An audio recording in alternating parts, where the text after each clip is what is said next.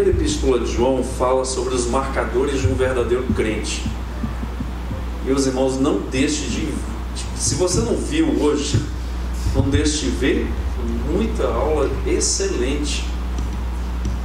Começou com um louvor maravilhoso de manhã, não é? E Deus nos deu uma bênção muito grande. Nós estamos no capítulo 4 de 1 João. Se você não viu, foi uma das aulas melhores que já teve aqui nessa EBD, para você ter uma ideia, né? Em homenagem a Lívia, né, que está fazendo aniversário hoje. Então, Lívia, um presentão, viu? Meus irmãos, então nós vamos estar continuando semana que vem com 1 João. Na quarta-feira nós vamos estar orando pelo nosso, para a gente fazer um balanço geral da nossa vida, né? Quarta-feira oramos uma antes da Assembleia, vamos orar nessa quarta também. Tiveram coisas excelentes nesse ano em nossas vidas, fizemos, obedecemos o Senhor. Tiveram outras que nós nem fizemos, ou então fizemos errado, e aí a gente vai pedir ao Senhor que conserte essas coisas, que nos ajude para o ano que vem, que abençoe a nossa vida e a nossa família, em nome de Jesus. Amém? Então vamos abrir aí, meus irmãos, capítulo 6, já estamos, acho que é a quinta semana que nós estamos aí nesse texto. Eu não tenho medo de errar no que eu vou falar agora. Nós poderíamos passar pelo menos uns 100 encontros só falando aqui desse capítulo 6, por aí. É muita coisa que vai mexer nas doutrinas da Bíblia, e vai e volta, e aqui tem muita coisa boa. Capítulo 6 de Efésios, é porque nós estávamos lá, a Bíblia é linda, né? Nós estávamos lá no 2º Salmo, e estamos lá ainda vou voltar para lá, estou ancorado lá. Mas a Bíblia tem uma mensagem só da salvação de Deus, do amor dele por nós. Então nós estamos voltando, estamos na verdade indo para Efésios. E aqui, meus irmãos, eu estou na segunda peça da armadura. Já estou no 5º culto, que eu estou nessa segunda peça aí. E nós vamos terminar essas peças para a gente aprender a lutar contra o diabo de forma adequada. Não adianta usar arma que não vai fazer efeito, não adianta falar, dar palavra de ordem, né? Dar 7 voltas. Teve um que deu 7 voltas de moto, depois o diabo pegou ele. Não adianta isso. Adianta a vida de integridade do Senhor. E vimos sobre a verdade, estamos hoje começando a falar sobre a justiça do Senhor. Vamos lá, Efésios capítulo 6, versos 10 em diante. É isso que faz diferença, que o inimigo tenta que você não consiga isso aqui. Não ter a verdade, as promessas de Deus no seu coração, que você se esqueça e que você viva uma vida de qualquer jeito, porque aí vai ser algo fácil, e a gente vai entender hoje sobre isso aqui no finalzinho desse texto importante de Paulo. Diz assim a palavra do Senhor: quanto ao mais sede fortalecidos no Senhor e na força do seu poder, revestiu-vos de toda a armadura de Deus, para poderes ficar firmes contra as ciladas do diabo. Porque a nossa luta não é contra o marido, não é contra a esposa, não é contra o filho, não é contra o vizinho que ouve música alta, não é contra o chefe, não é contra o colega lá do serviço, não é contra o dono da padaria. Não, a nossa luta não é contra sangue e carne, e sim contra os principados e potestades, contra os dominadores deste mundo tenebroso, contra as forças espirituais do mal nas regiões celestes. Portanto, tomai toda a armadura de Deus, para que possais resistir no dia mau, e depois de terdes vencido tudo, permanecei inabaláveis. Estai, pois, firmes, cingindo-vos com a verdade, vestindo-vos da couraça da justiça, calçai os pés com a preparação do evangelho da paz, embraçando sempre o escudo da fé, com o qual podereis apagar todos os dardos inflamados do maligno. Tomai também o capacete da salvação e a espada do Espírito, que é a palavra de Deus, com toda a oração e súplica, orando em todo o tempo no Espírito, para isto vigiando com toda perseverança e súplica por todos os santos, e também por mim, para que me seja dada no abrir da minha boca a palavra, para com intrepidez fazer conhecido o mistério do Evangelho, pelo qual sou embaixador em cadeias, para que em Cristo eu seja ousado para falar como me cumpre fazê-lo. Vamos orar. Deus, obrigado pela Tua palavra registrada para a nossa edificação, correção, educação na justiça. Deus, para nos fazer perfeitos e perfeitamente habilitados para toda boa obra. Nós queremos Te agradecer por essa palavra rica, que o inimigo quer nos manter distante, Senhor. Quer nos dar preguiça de lermos, de meditarmos, de termos, Senhor, a nossa devocional todos os dias, porque Ele sabe que aqui está a derrota dele. E nós queremos que o Senhor coloque no nosso coração, que o Senhor nos incline a cada dia a vivermos uma vida respaldada nas Escrituras. Queremos orar agora e pedir que o Senhor aplique a palavra, Senhor, que foi meditada pelo Teu servo, e que o Senhor use a boca dele somente para falar a Tua palavra, e que a semente caia em boa terra, em corações desejosos de fazer a Tua vontade, não de religiosos que querem, Senhor, uma vida superficial, uma vida estereótipa, Senhor, somente pelo lado de fora, mas uma vida totalmente vazia, como os fariseus, que eram como sepulcros caiados por fora, mas por dentro cheios de rapina, de sujeira e de verme, Senhor. Que a Tua bênção esteja sobre nós nesta noite, e que o Senhor nos dê mais o entendimento sobre essa segunda peça da armadura do Senhor. Em nome de Jesus, amém. Meus irmãos, eu estive em viagem agora, já foi mês de novembro, e eu estava no ônibus, e eu estava ouvindo a música ambiente do ônibus, né? Ouvindo uma música bem boa mesmo. Aí de repente começou um barulho, eu falei, mas meu Deus, o que é isso? Aí ia e voltava, eu falei, não é possível, está parecendo uma rádio AM aqui, né? E depois que eu fui prestar atenção, fui ficar ligado para ver o que estava acontecendo. É porque na pista, nesse país que eu fui, em todas as pistas que eu fui, tinha marcadores, sonorizadores do lado da direita e do lado da esquerda. Então quando o ônibus passava nesses sonorizadores, fazia esse barulho, o nome já é sugestivo, para o motorista tomar cuidado, porque pode haver acidente, tanto do lado da esquerda como do lado da direita. Eu achei aquilo impressionante. E meus irmãos, é exatamente isso que muitas vezes o Senhor está fazendo conosco. Ele põe sonorizadores para chamar a nossa atenção que a gente está no limite, está acontecendo alguma coisa que não vai ser bom para nós. Então fica alerta, toma cuidado. E Paulo diz para resistir no dia mau, não é em qualquer dia. Tem dias que são maravilhosos, irmãos. Esse sol de hoje, não é? Sai um dia maravilhoso, convidativo, sol de verão, né?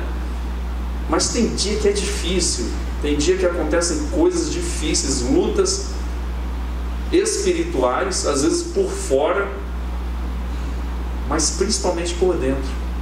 Lutas, angústias, dificuldades, parece que o dia não rende. E é exatamente sobre isso que Paulo está falando. E o nosso inimigo nunca vai desistir de atacar os servos do Senhor.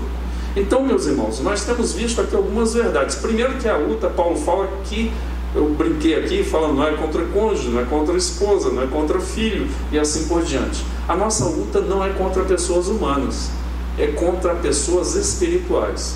Então já começa daí. Segunda coisa, diz lá que nós temos que vencer com as armas corretas, a armadura certa. Não adianta eu inventar armas para lutar contra Satanás. 3, o diabo ele é poderosíssimo contra nós. Mas, diz lá em 1 João, que maior o que está em nós do que o que está no mundo. Que o Filho de Deus se manifestou para destruir as obras de Satanás. Nós só podemos vencer por causa de Cristo. Só podemos vencer porque Jesus é o Senhor, no céu, na terra e debaixo da terra. E diz na Bíblia que toda língua há de confessar que Jesus é Senhor. No céu os anjos vão se dobrar, os seres celestiais, os arcanjos, todos vão se dobrar. E uma avant-première disso está lá em Apocalipse. Todos vão se dobrar, vão adorar o Senhor.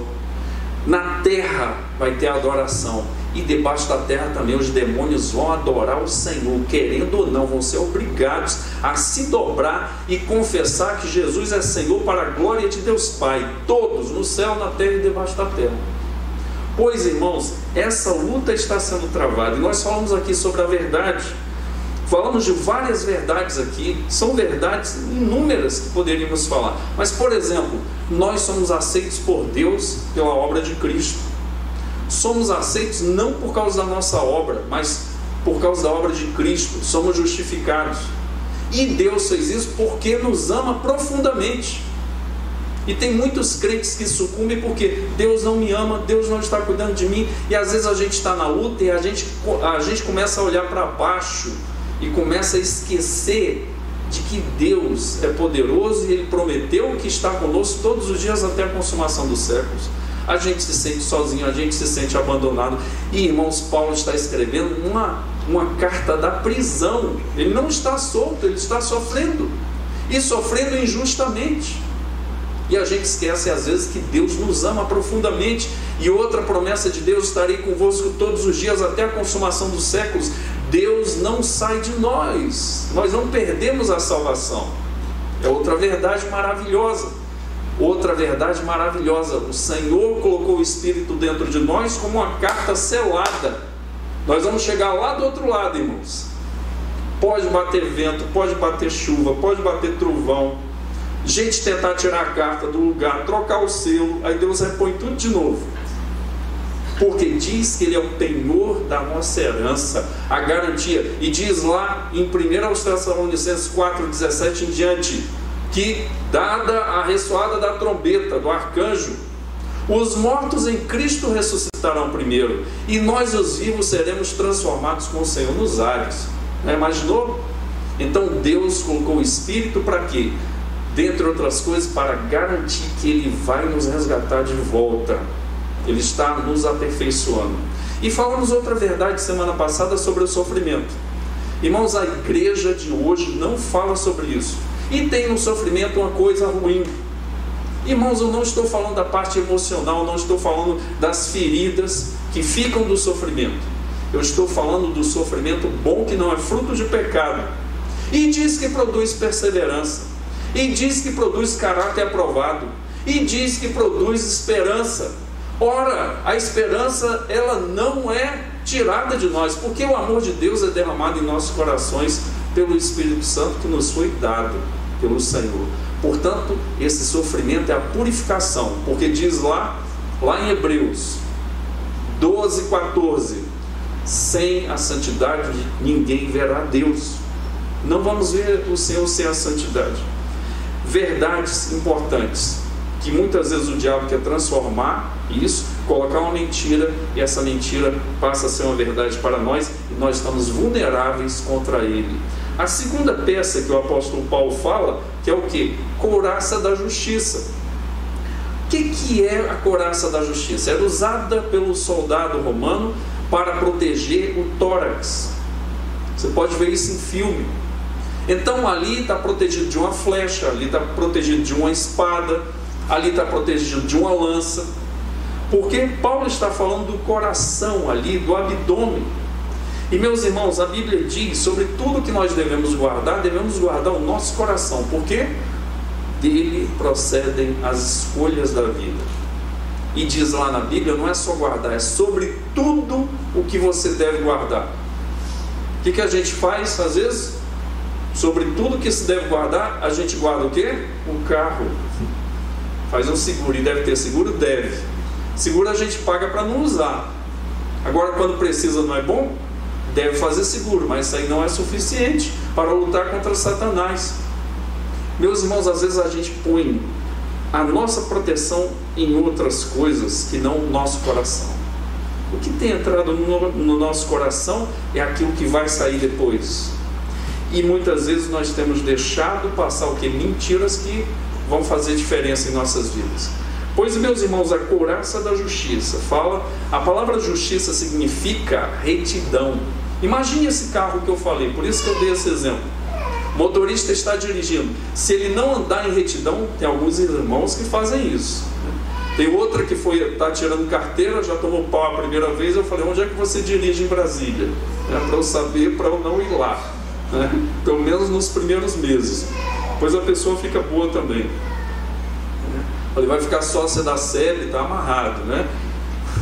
Eu já falei para ela antes isso, né? Está amarrado a brincadeira e assim por diante. Por que, meus irmãos? A palavra justiça significa retidão, ou seja, nós temos um alvo e nós vamos caminhar nesse alvo, caminhar nessa estrada, olhando para o alvo, mas fala de retidão, nós vamos reto nesse alvo, porque se nós colocarmos o carro para a direita, vai ter o sonorizador, cuidado, alerta. Se colocarmos para a esquerda, alerta.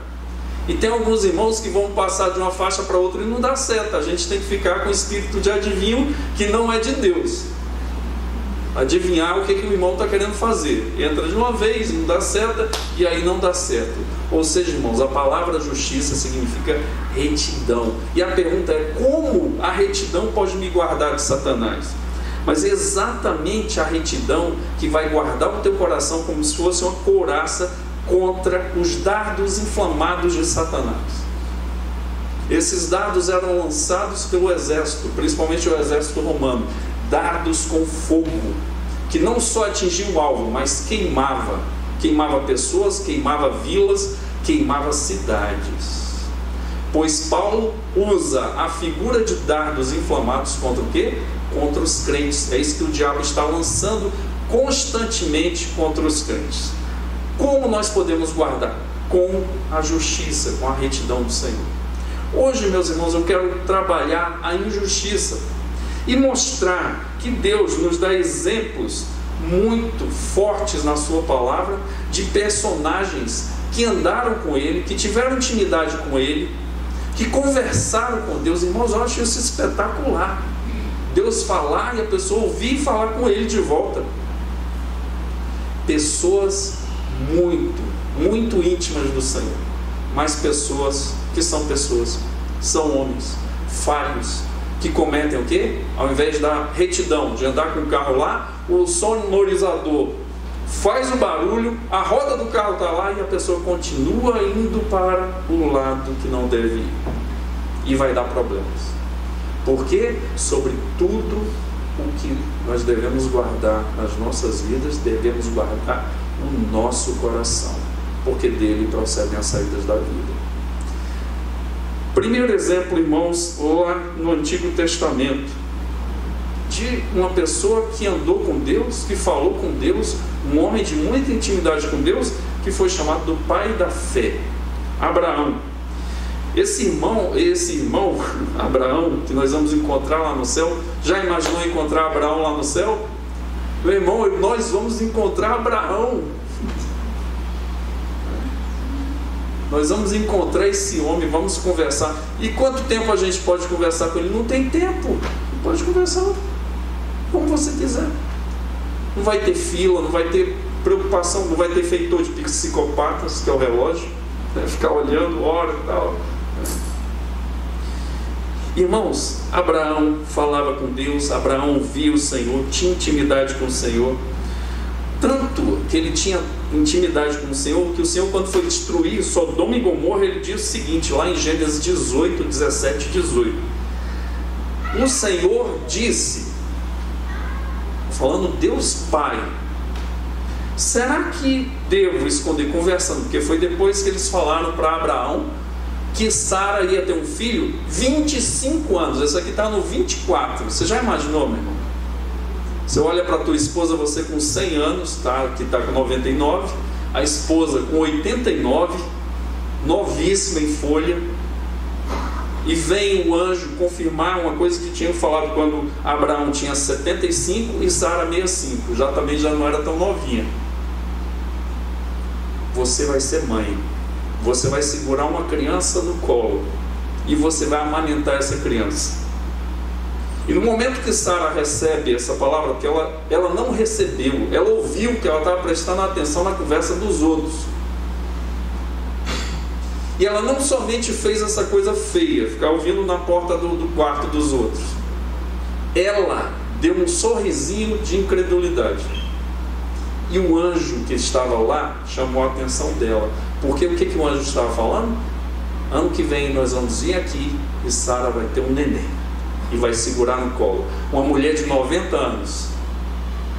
Pois bem, o que Deus fala, Ele cumpre. E quando eles estão saindo dali, eles comentam entre si, que são 3. E vão falar exatamente, o Senhor disse. Então, ali no meio dos 3, Deus estava em manifestação, chamada pela teologia de teofania. Talvez uma manifestação de Cristo no Antigo Testamento. Porque o texto diz que tinham 3 lá, e eles conversavam entre si. E diz, o Senhor disse: será que eu devo esconder de Abraão o que estou para fazer? Olha a intimidade de Abraão. Visto que Abraão certamente virá a ser uma grande nação e poderosa, uma grande e poderosa nação, e nele serão benditas todas as famílias da terra. Baiano, paraibano, goiano, carioca, mineiro, está tudo aí na conta. De norte a sul, de leste a oeste do Brasil. Em outras nações. Meus irmãos, quando a gente sobe o Monte Sinai, é uma delícia. A subida não, a subida é terrível. Mas quando você chega lá em cima, você encontra gente da Grécia, você encontra gente dos Estados Unidos, da Finlândia, não é? Você encontra gente lá da China, que chinês tem demais também, né?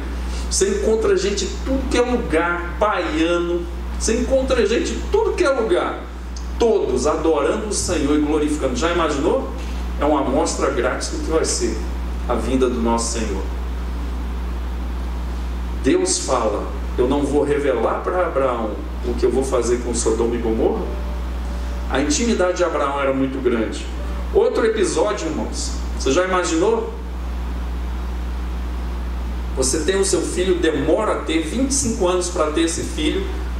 Sara, tadinha, uma maracujá de gaveta, com 90 anos, né? Giradinha. Aí tá, aí tem o neném, aí vai amamentar. Quando o neném desmama, quando já está um rapazinho, aí Deus fala para Abraão: agora você vai pegar esse filho e levar no Monte Moriá, que dava 3 dias de caminhada, e lá você vai sacrificar ele por amor a mim. Imaginou isso? Até tomar minha água aqui.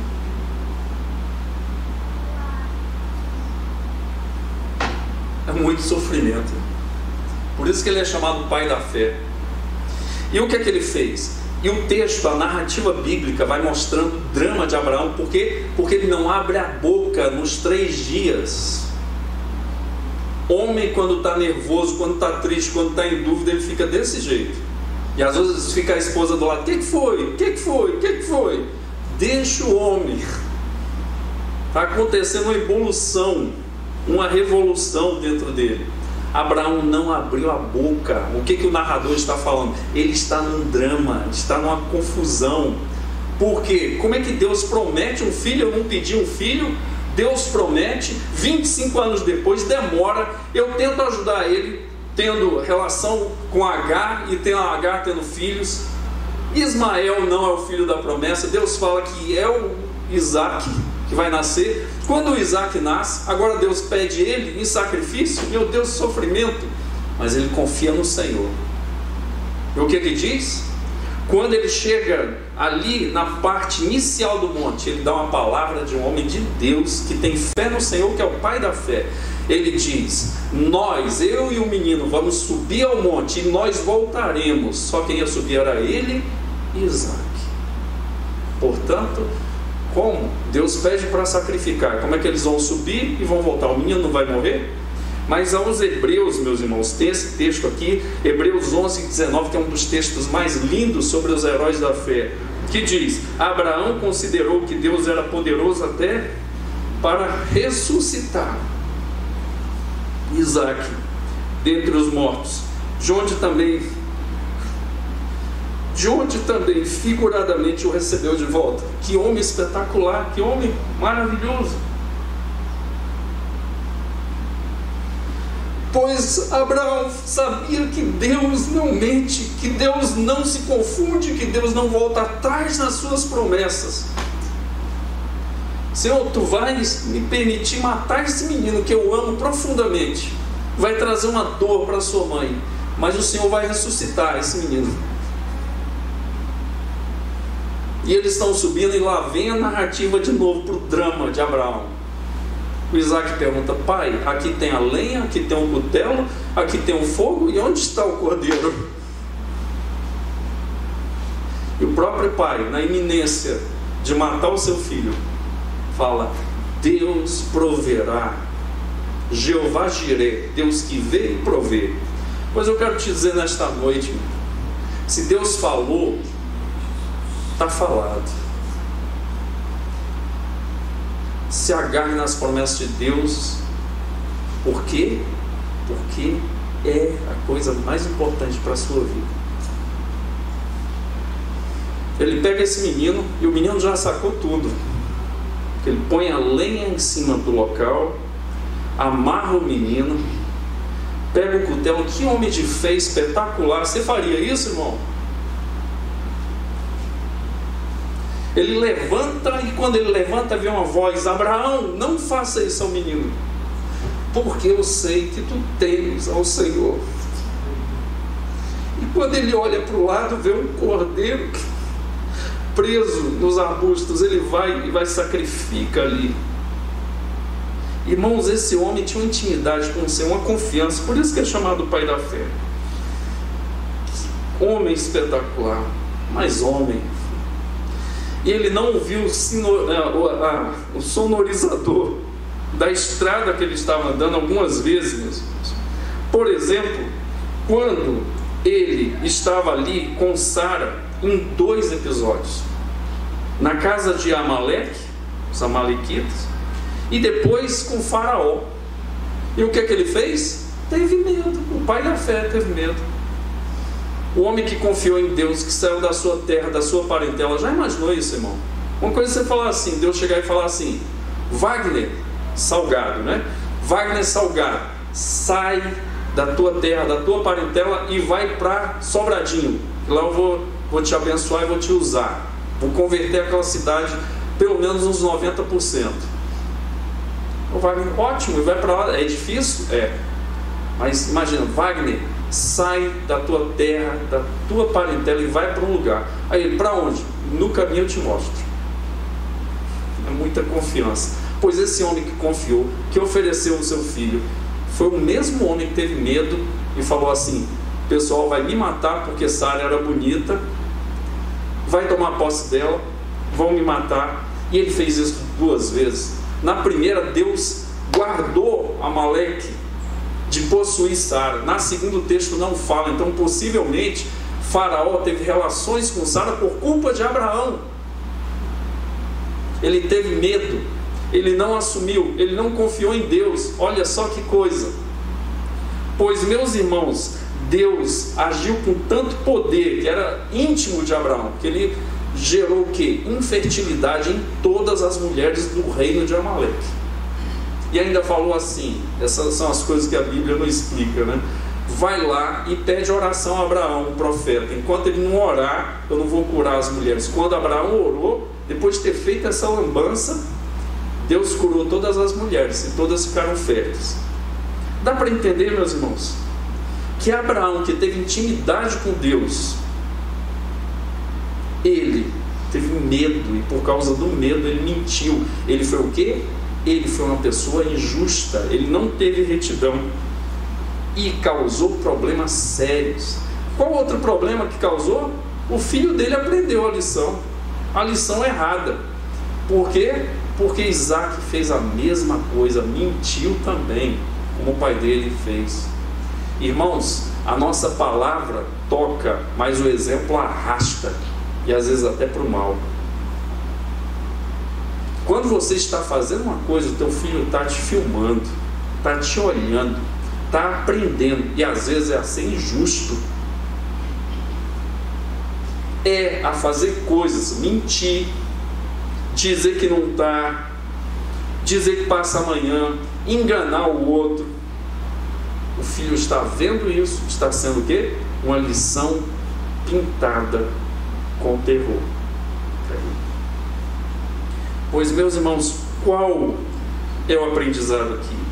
Que o pai da fé ignorou e não deu ouvidos aos sonorizadores da estrada que ele tinha que caminhar. E o que aconteceu? Ele teve problemas, mesmo sendo pai da fé. Outro personagem no Antigo Testamento, o rei de Israel, irmãos.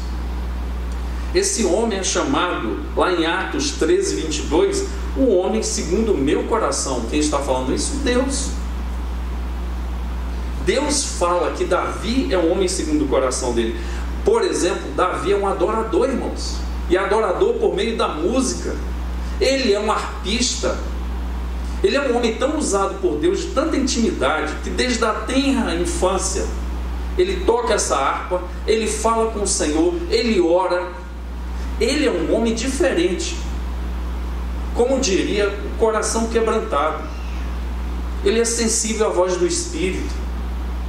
Irmãos, Davi é tão sensível que ele é trazido para a corte do rei Saul para acalmar os espíritos que estão ali fazendo muita coisa na vida daquele rei, criando problemas sérios. Quando Davi dedilha a harpa, os espíritos saem de Saul.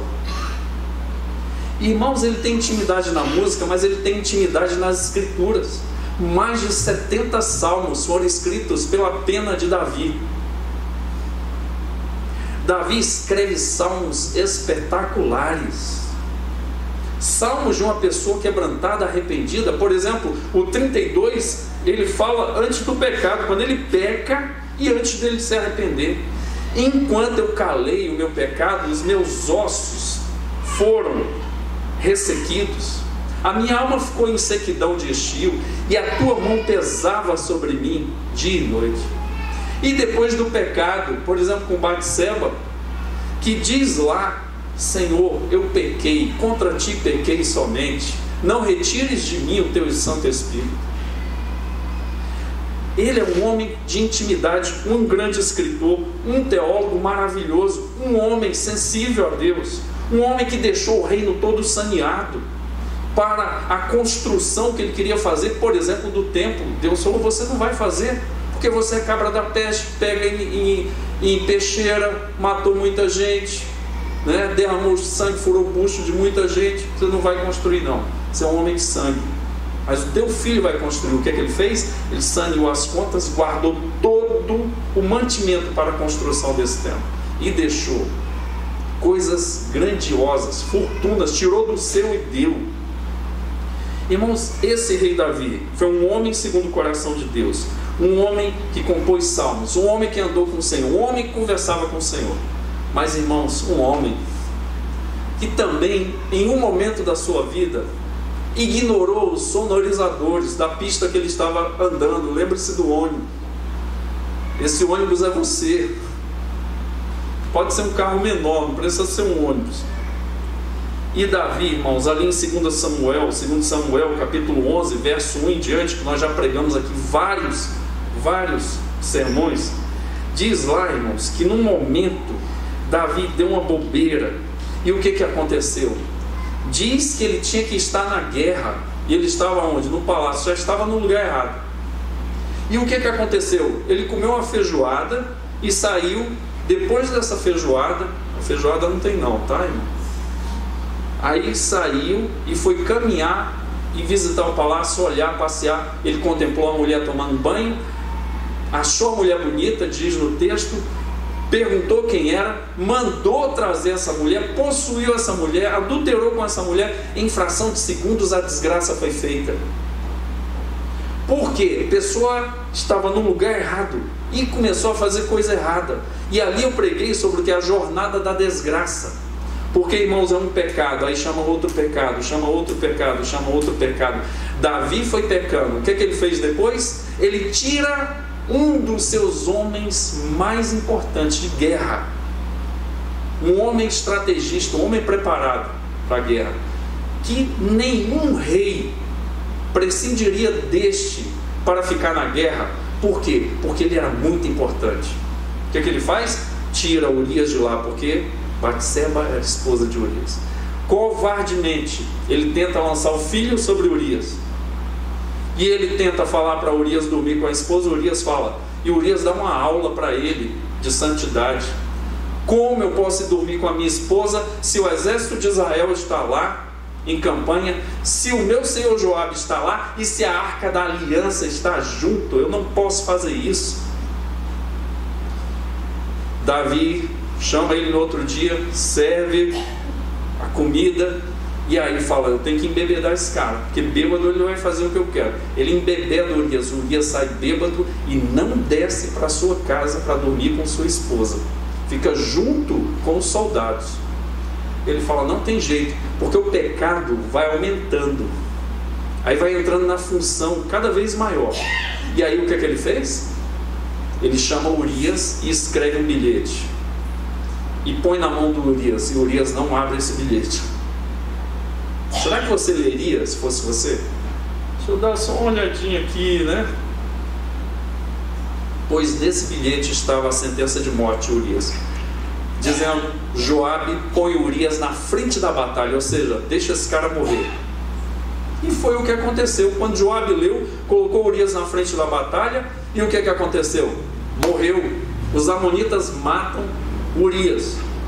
E aí vem a notícia para Davi, olha, Urias morreu e tal. Aí Davi fala assim, que bom, Urias morreu. Aí pega, toma posse de Batseba e pensa que está tudo bem, porque o pecado é o quê? Hipnotizador de homens. É uma xilocaína espiritual que o diabo põe, mas a injeção do inferno já está entrando, e a pessoa não sente, ela vai sentir quando puxar a corda.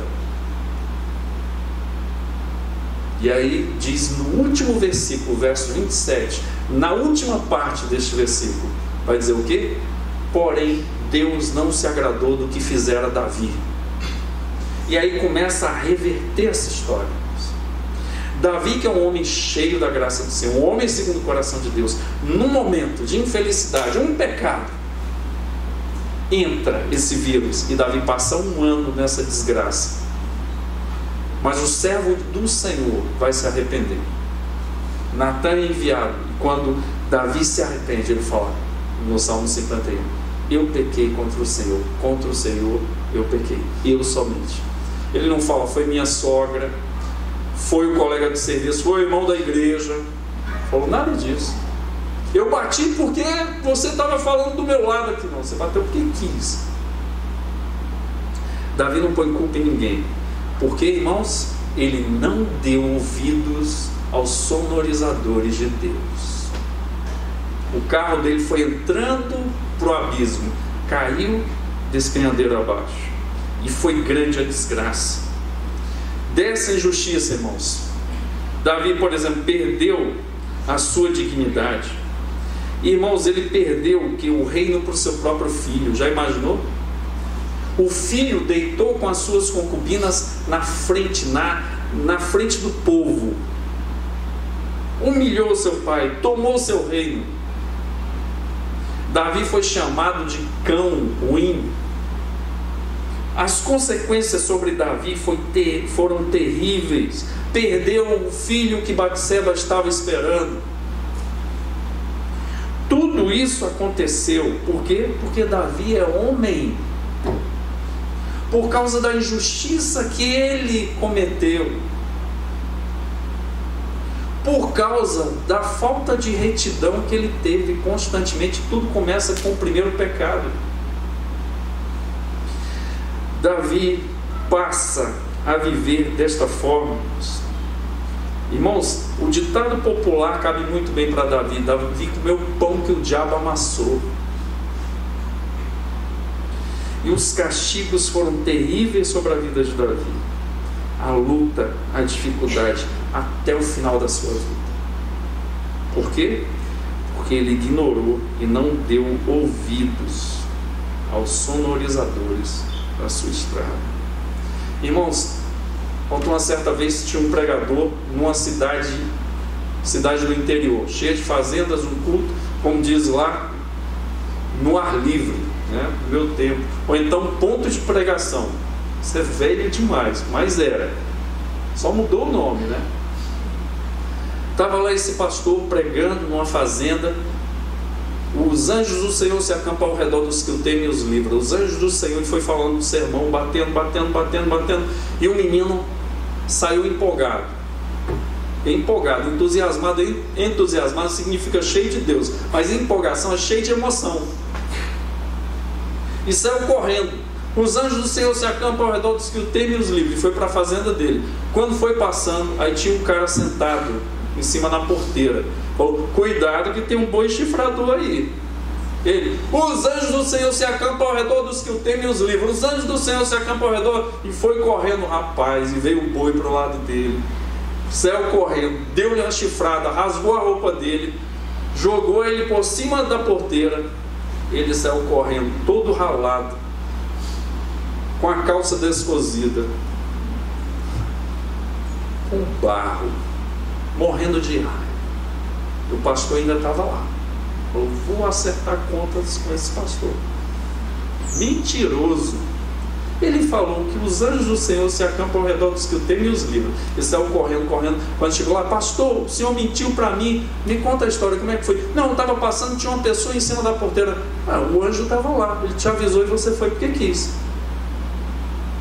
Às vezes o anjo é em forma de mãe, às vezes o anjo é em forma de marido barbudo, às vezes o anjo é em forma de amigo da escola, às vezes o anjo toma várias formas, e a gente não ouve os sinalizadores ou sonorizadores de Deus.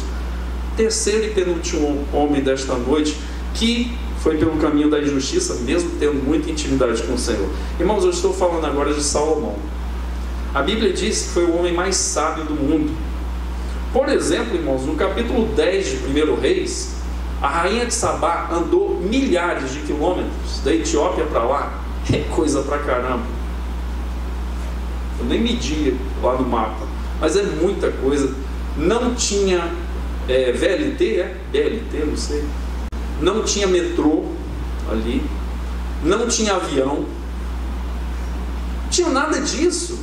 Ia com burro, ela ia sendo carregada, a sua liteira ali, mas ela queria ver o homem que estava sendo falado em todo mundo, que a sabedoria dele era a maior do mundo, e ela foi. E meus irmãos, vejam o relato bíblico do encontro dela com Salomão e com a beleza do seu rei. Pois bem, 1 Reis 10, de 4 em diante diz: quando a rainha de Sabá viu toda a sabedoria de Salomão, o palácio que ele havia construído, a comida que era servida na mesa dele, o lugar dos seus oficiais, o serviço dos seus criados, os trajes deles, seus copeiros e o holocausto que se oferecia na casa do Senhor, ficou como fora de si, e disse ao rei: olha, é verdade o que eu vi na minha terra a respeito de você e a respeito da sua sabedoria. Eu, porém, não acreditava naquelas palavras, até que vim e vi com os meus próprios olhos. Eis que não me contaram nem a metade. Você supera em sabedoria e prosperidade a fama que eu vi. Felizes os homens à sua volta, felizes estes seus servos que estão sempre diante de você e que ouvem a sua sabedoria. Bendito, glorificou a Deus, bendito seja o Senhor, seu Deus, que se agradou de você e o colocou no trono de Israel. O Senhor ama Israel para sempre. Isso a rainha de Sabá falando. E por isso ele o constituiu rei, para que você execute o juízo e a justiça de Deus. Está vendo? Ela viu tudo isso, as roupas, as pessoas, a sabedoria de Salomão como juiz de Israel. Irmãos, por exemplo, no capítulo 3 de Reis, lá atrás, diz o quê? Que Salomão se encontra com o Senhor. Ele já sabia que ia ser o rei no lugar do seu pai. Ele já está ali no trono. E ele se encontra com o Senhor. O que é que ele fala? Deus fala para ele: pede o que queres, o que quiseres eu te darei. Ele: eu quero sabedoria. E Deus se agradou tanto do pedido dele, falou: eu não somente vou te dar sabedoria, mais que a todos os homens, mas eu vou te dar riquezas e honra. Ninguém vai ser igual a você. Portanto, no capítulo 3 Até o 10, irmãos, mostrou o quê? Obras espetaculares desse homem. Por exemplo, ele ganhou muito dinheiro, ele fez comércio, ele ganhou muito dinheiro com comércio, fazendo comércio entre locais. Ele compôs, por exemplo, 1005 cânticos, 3000 provérbios, foi escritor, foi observador de botânica, de biologia, foi observador de quê? De astronomia. Um homem muito sábio, escreveu muito, teve muito contato com Deus, intimidade. Mas, meus irmãos, no capítulo 11, parece uma coisa, o pai dele também foi no capítulo 11, segundo Samuel. No capítulo 11 de 1 Reis, o que diz lá? Que o Salomão fez uma coisa que não agradou ao Senhor. Começou. Sempre tem um começo para a desgraça. Vejam o que aconteceu lá no 11, do 1 em diante.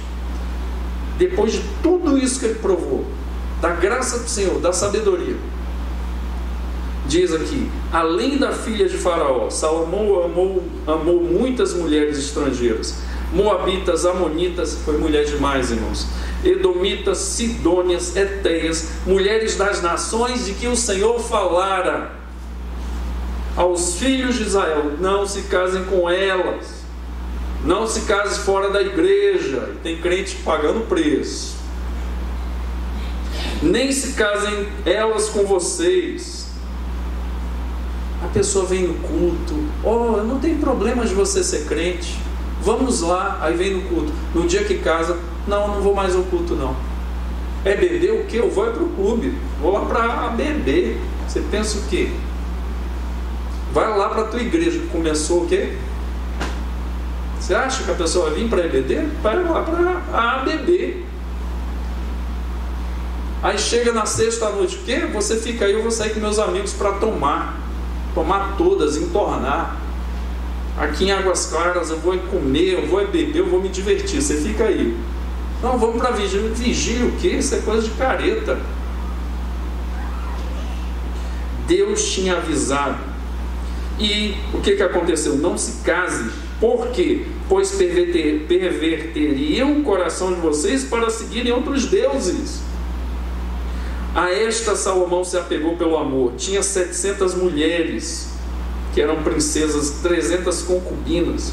E suas mulheres lhe perverteram o coração. Sendo já velho, gagá, suas mulheres lhe perverteram o coração para seguir outros deuses. E o coração dele já não era fiel para com o Senhor seu Deus, como havia sido fiel o coração de Davi seu pai. Salomão seguiu Astarote, deusa dos Sidônios, Milcom, abominação dos Amonitas. Assim Salomão fez o que era mal aos olhos do Senhor, e não perseverou em seguir o Senhor, como Davi seu pai havia feito. Meus irmãos, Salomão, o homem mais sábio do mundo, desceu a maior insensatez do mundo. Porque qual é a maior insensatez? Deixar de seguir a Deus e seguir outros deuses. E diz a Bíblia o quê? Que no final da sua vida ele não era fiel ao Senhor. Irmãos, por quê? Porque os sonorizadores, tá? Caminhada que tinha Salomão, ele não deu ouvidos, ele não quis saber, daquilo que Deus tinha falado para ele não fazer. Ele fez, e aconteceu tudo de ruim. E o último personagem, irmãos, é o nosso amigo Pedro.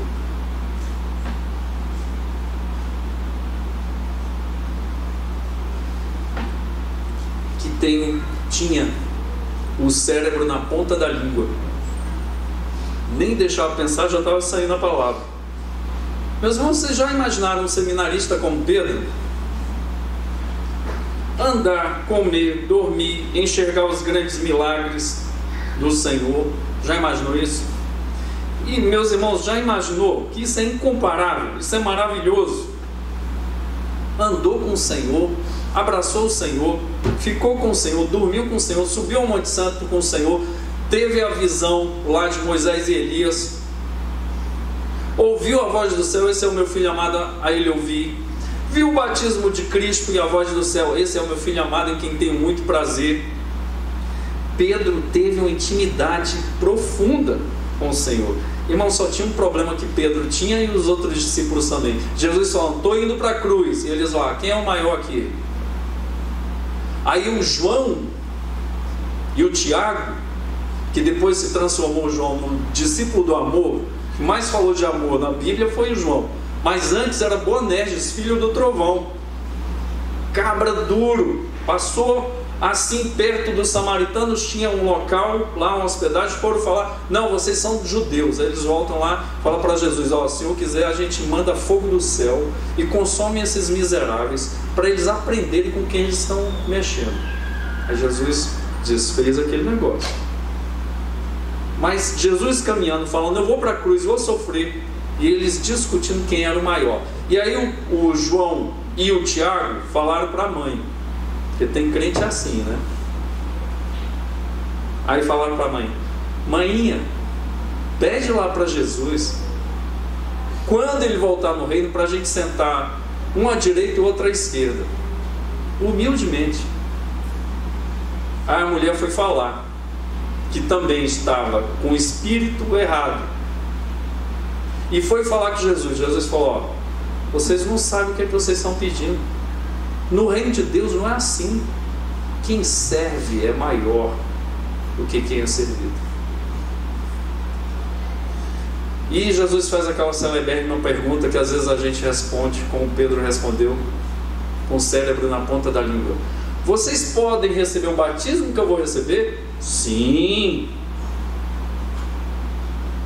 2. Vocês podem tomar o cálice que eu vou tomar? Sim. Não sabia nem o que Jesus estava perguntando. Em vez de perguntar assim: o que o Senhor está perguntando aí, para poder responder? Pois é, vocês vão beber o cálice que eu bebi, que eu vou beber, e vocês vão ser batizados com o batismo que eu vou receber. Sabe qual é o batismo? De cruz, de morte. Todos os dois. Um foi morto pela espada e o outro sofreu que nem ele. Sofreram terrivelmente. Mas, irmãos, Pedro, ele era, além de ter o cérebro na ponta da língua, soberbo. Ele pensava que era melhor do que os outros. Jesus falou: vocês vão me largar esta noite, na iminência de ser ali pego e ser julgado e crucificado. Pedro responde o quê? Todo mundo pode te largar. Mais ou menos assim, né? O espírito do Kiko: essa gentalha aí pode te largar. Mas eu sou capaz de não somente sofrer pelo Senhor, sou capaz de morrer. Aí Jesus fala o quê? Antes que o galo cante, tu vai me negar. Hoje, antes que o galo cante, você me negará 3 vezes. E o que aconteceu, irmão? Jesus foi preso. Pedro foi de fininho, né? Olhando onde Jesus estava, na casa do sumo sacerdote. Ele entrou com João. E aí uma primeira pessoa olha: irmão, você é crente, não tem jeito de se esconder. Você tem evangeliquez, você tem roupa de crente, né? Hoje está meio diferente, né? Mas lá na frente a pessoa vai saber. Aí fala: você é um deles. Não, não sou. Aí foi para outro lugar e outro encontrou: ué, você tem um jeito de falar deles, que negócio é esse? Não, nunca vi. Aí foi para lá, outro chegou: não, eu vi você lá, eu não conheço tal homem. Irmãos, quando Pedro falou isso, diz lá em Lucas 22:61, então o Senhor voltou-se e fixou os olhos em Pedro. Já imaginou? Porque o Pedro se achava, né? Eu sou o cara, pode vir quente que eu estou fervendo. E Pedro se lembrou da palavra do Senhor, que ele não deu ouvido, o sonorizador. Cuidado, Pedro. Ainda falou assim: o diabo te peneirou e eu orei por você. Ele não estava nem aí, ele estava na soberba dele, se achando. Tem crente assim, irmão: eu vou lá, quem é o diabo? Aconteceu o adultério na família do irmão, na minha não acontece. Oh, meu Deus do céu. O irmão está passando necessidade porque não foi fiel nos dízimos. E às vezes o irmão é fiel nos dízimos e está passando necessidade. Eu tenho prosperidade, o irmão não tem. Cuidado, irmão, sonorizador.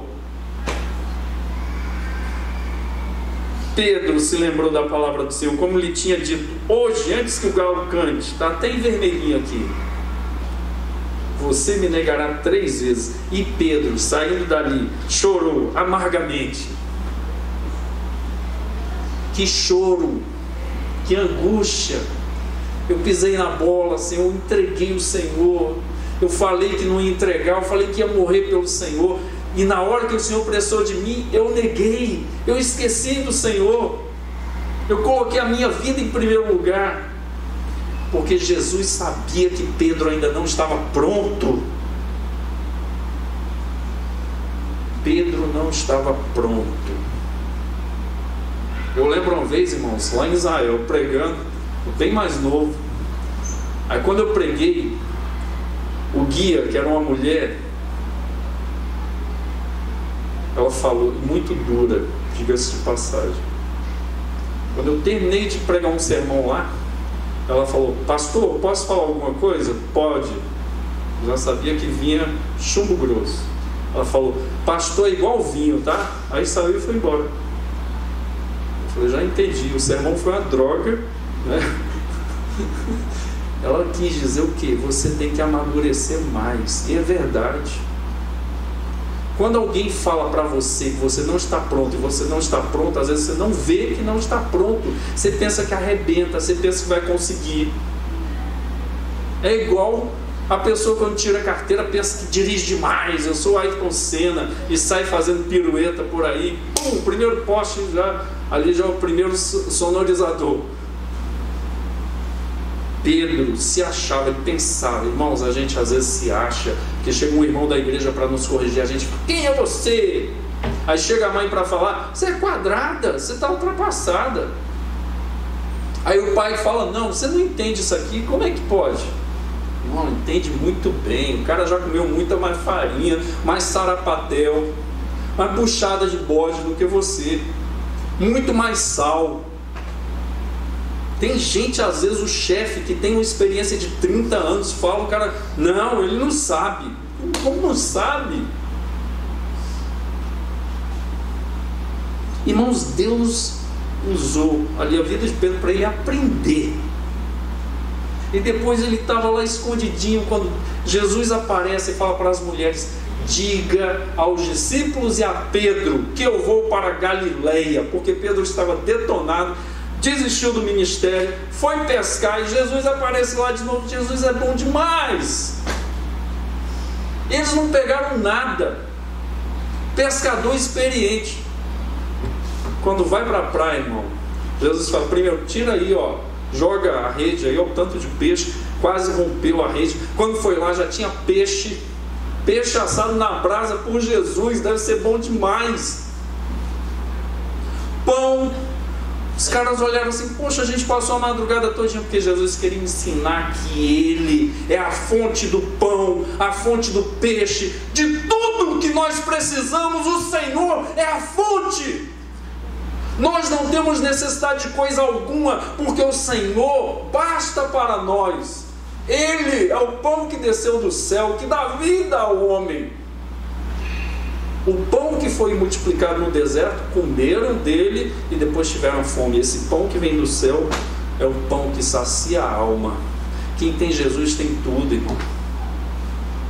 Tem pão, tem leite, tem sapato Vulcabras, tem camisa de tergal, tem camisa de linho. Tá voltando essa moda aí, né? Tem calça boa, e tem a salvação, que é a coisa mais importante do mundo. Pois, irmãos, a segunda peça contra Satanás é o que? A justiça. Meus irmãos, nessa noite, Deus está falando para você: se você tirar a couraça que guarda o teu coração, que é a justiça, deixar de ouvir o Senhor, os alertas do Senhor, Deus está falando que nós estamos indo lutar contra o diabo de peito aberto. Vai entrar espada, vai entrar flecha, vai entrar dardo inflamado do maligno. O alvo é certo e fácil.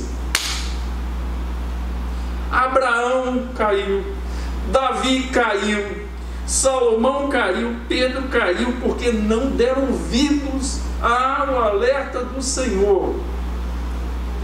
Não ouviram o sinalizador de perigo nas vias da sua caminhada. Ignoraram e foram alvejados pelos dardos inflamados de Satanás. Meus irmãos, por que nós estamos pregando essa mensagem? Para que nós possamos nos guardar de pecar contra o Senhor. O pecado é muito sério, levou Jesus para a cruz. Nós, se deixarmos, dermos brecha, nós vamos ser alvejados também, como Abraão, como Davi, como Salomão e como Pedro. Vamos ser alvejados. Não adianta dar palavra de ordem, está amarrado, e vai um míssil lá na cabeça da pessoa, na família, no emprego. Porque não adianta a palavra de ordem sem estar vivendo debaixo da autoridade do Espírito Santo de Deus. Sujeitai-vos, portanto, a Deus. Resistir ao diabo, ele fugirá de vós. Mas primeiro tem que estar andando com Deus, tem que estar falando com Deus, tem que estar recebendo a orientação do Senhor, tem que ouvir quem é de Deus. Quem é de Deus ouve a palavra de Deus. Deus usou até uma mula para falar com o profeta, cabeça oca, dura. A mula apertou o pé e aí foi bom. Do profeta na parede. Irmão, não era bonitinho, não, era cheio de chaprisco. E foi ralando o pé do profeta, a cabeça oca. Ele desceu, começou a bater na burra. A burra falou: há quanto tempo eu te desobedeço? A burra falando, irmão. Olha para ele, falando assim: você é mais burro do que eu, pois você está desobedecendo o Senhor. Quando ele viu o anjo com a espada desembainhada, ia cortar a cabeça oca dele. Pois se proteja, não brinque de ser crente, porque o diabo não brinca de ser diabo. Ouça o que eu estou dizendo. Se você brincar de ser crente nessa semana, o diabo vai te alvejar, vai te detonar. Estamos entendidos? Se mentir, Deus vai tirar a armadura dele. Se mentir, se fizer coisa errada, se agir de forma errada, irmão, na hora volta atrás. Não continua como Davi, não continua como Abraão, não continua como Salomão. A desgraça da vida de Salomão, o homem mais sábio do mundo, terminou os seus dias, a Bíblia relatando que ele não foi sábio. Precisamos nos revestir da couraça da justiça de Deus. Não adianta, irmão, fazer campanha e desobedecer a Deus. Não adianta jejuar e por dentro está o coração divorciado do Senhor dos exércitos, o Deus Santo poderoso. Ah, eu dou dízimo e não faz as coisas de Deus, não adianta. Precisamos nos revestir da couraça da justiça de Deus o tempo todo, nos humilhar. Nós não somos melhores do que ninguém, irmãos. Às vezes o irmão está passando necessidade, a gente não tem misericórdia. Às vezes nem é pecado, é porque Deus está pondo ele na fornalha para fazer um ouro puro. Irmãos, a Bíblia diz o seguinte, para terminar, para as igrejas no Apocalipse, a 7, e atualiza hoje para nós: quem tem ouvidos, ouça o que o Espírito diz à igreja. E repetindo Provérbios 4:24, de tudo que se deve guardar, guarde bem o seu coração, porque dele procedem as fontes da vida. Vamos orar. Deus misericordioso, Pai bondoso, que não deixa de ser o nosso Pai, mesmo quando nós vivemos coisas como esses homens extraordinários, Senhor. Homens que falaram contigo, que conversaram com o Senhor, que foram respeitados pelo Senhor, ao ponto de Deus, o Senhor falou: não posso esconder do meu servo Abraão o que eu vou fazer, ele é meu amigo. Senhor, mas Abraão era homem, Davi também, Salomão a mesma coisa, e Pedro, teu servo, foi usado poderosamente depois, mas era homem também, Senhor. e nós somos homens. Nós olhamos muitas vezes para o povo de Israel e falamos: que povo duro, mas nós somos iguais. Nós olhamos às vezes para o irmão que está passando dificuldade na igreja e nós julgamos: eu não passo por isso. Mesmo que não falamos, às vezes pensamos. Senhor, tenha misericórdia de nós, da nossa soberba. Tenha misericórdia de nós quando estamos deixando de ouvir os sonorizadores da nossa pista, Senhor, do nosso caminho, que o Senhor está falando: você está chegando perto de cair, você está na iminência da queda. E às vezes a gente não dá ouvidos. Oh Deus, tenha misericórdia nesta noite, Senhor. Deus, tenha misericórdia de nós. Tenha misericórdia, Senhor. Perdoa os nossos pecados, Senhor. Senhor, multiplica a Tua graça sobre nós, Senhor. Tenha misericórdia, Senhor. Nós queremos confessar a Ti que não temos sido fiéis ao Senhor, que precisamos, Senhor, ó Deus, da Tua graça, do Teu perdão, ó Deus, da Tua força, ó Santo Espírito. Nesta noite nós oramos agradecidos no nome de Jesus Cristo, fiel Salvador.